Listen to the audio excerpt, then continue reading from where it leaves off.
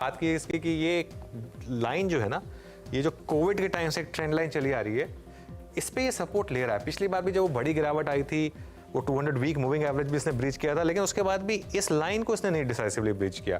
ये weekly chart में कुछ ग्रीन बार्स बनने शुरू हुए हैं। इन लेवल्स पर ऑब्वियसली कुछ लॉन्ग ओनली फंड्स बाय कर रहे हैं। प्राइस करेक्शन खत्म हो चुकी है, अब टाइम करेक्शन, टाइम कंसोलिडेशन चल रहा है। वो जहां पर खत्म होगा वो एक पॉजिटिव होगा। जितनी सेलिंग हुई है FIIs की, वो वाकई में ट्रांसलेट होती है नंबर्स में, और अगर ये 55.5% के नीचे आ गई तो यहाँ पर जो बाइंग आएगी FIIs की वो $2 बिलियन की होगी। अभी जो BSE पे डेटा अवेलेबल है वो हम कैलकुलेट करते हैं तो FII की शेयर होल्डिंग एग्जैक्टली 4.48% कम हुई है। MSCI में इस रिव्यू में जो है इंक्लूजन हो सकता है।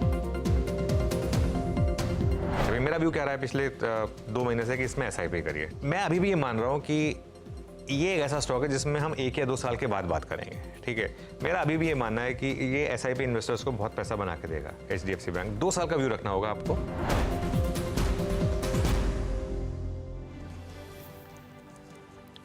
ओके, तो चलिए फिर अब बात करेंगे मार्केट्स की।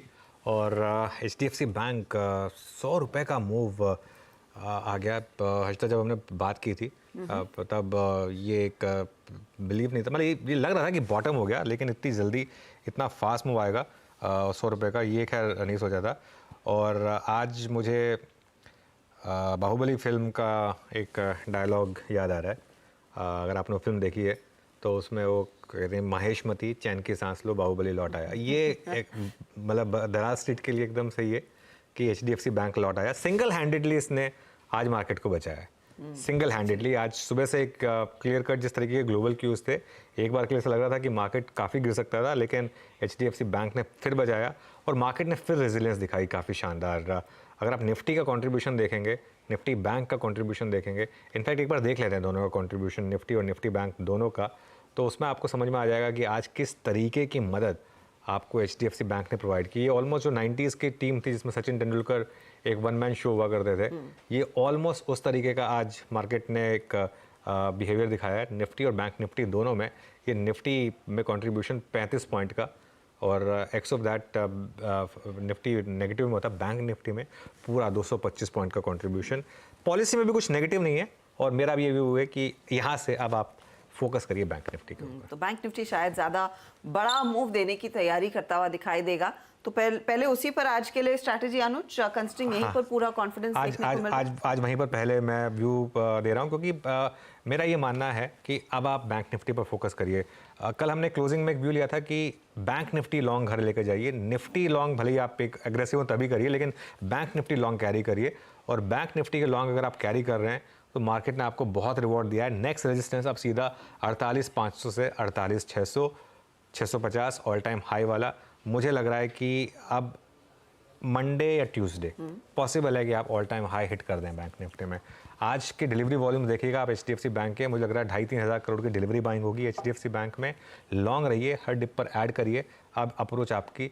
और जब एक इंडेक्स को या बड़े स्टॉक को आप स्प्रिंग की तरह दबा के रखते हैं ना काफ़ी टाइम तक, जब वो रिलीज़ होता है तो वो बहुत ऊपर जाता है। वो एग्जैक्टली अब इस समय वही हो रहा है। निफ्टी पर जहाँ तक बात है, निफ्टी पे भी लॉन्ग रहें, अपना स्टॉप लॉस ट्रेल करते रहें, हर डिप पर बाय करें, लेकिन एक चीज़ बहुत क्लियर है, अब ज़्यादा आपको जैसे कहते हैं बैंक फॉर द बक, वो बैंक निफ्टी की वजह से मिल रहा है, उसके ऊपर ज़्यादा फोकस रहेगा अगले कुछ दिनों तक। तो Nifty bank clearly out perform करता हुआ दिखाई देगा, लेकिन निफ्टी में भी HDFC बैंक का योगदान है। उसकी बदौलत हम वो 500 के लेवल को होल्ड करता दिखाई दे रहे हैं। किन चीजों को और पार्टिसिपेट करना होगा निफ्टी को कल का हाई जो हम 22,600 पर आए थे और उसके आगे की चाल को और मजबूत करने के लिए? मेरे ख्याल से एक तो TCS आई थिंक, और एक इन्फोसिस ऑब्वियसली। कुछ साइंस मिले थे यहाँ बॉटमिंग आउट, लेकिन आज फिर TCS थोड़ा वीक पड़ गया, तो TCS को थोड़ा सा एक मुझे लग रहा है कि ज़रूरत है पार्टिसिपेट करने की यहाँ पर। उसके अलावा ऑब्वियसली रिलायंस से भी थोड़ा कंट्रीब्यूशन चाहिए, लेकिन मुझे लग रहा है कि बैंक्स और IT, इन दोनों का कॉम्बिनेशन शायद मार्केट को यहाँ से भी आगे ले जा सकता है। बैंक्स और IT और TCS के केस में तो बस एक हफ्ते की ही देरी है, क्योंकि अगले फ्राइडे को उनके नंबर्स आने वाले हैं और उसके बाद ऑफ कोर्स वो फिर